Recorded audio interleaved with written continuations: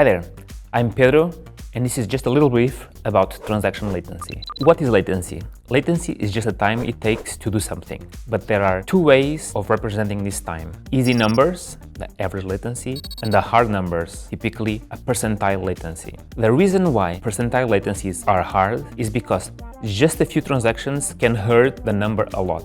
Let's look at an example. Imagine that we have a system that needs to process 100 million transactions, and that we can process 1,000 transactions per second. 99.95% of those transactions are going to take 20 milliseconds each, so overall 27 hours and 46 minutes. For the other 0.05%, something is a little bit off, could be a message queue, could be a database, and for 50 seconds, the latency is not 20 milliseconds, and it's now 500 milliseconds. What happens to the overall system latency numbers? If we are talking about average latency, it barely changed. It went from 20 milliseconds to 20.2. However, for the 99.95 percentile latency, the change is big. It goes from 20 milliseconds to 500 milliseconds. 500 is now the new threshold below which we have 99.95% of the transactions and 0.05% at 500 or above. All it took was the system to be slower for just 50 seconds out of 27 hours and 46 minutes for this latency to go from 20 milliseconds to 500. That's why percentile latencies are hard, because a tiny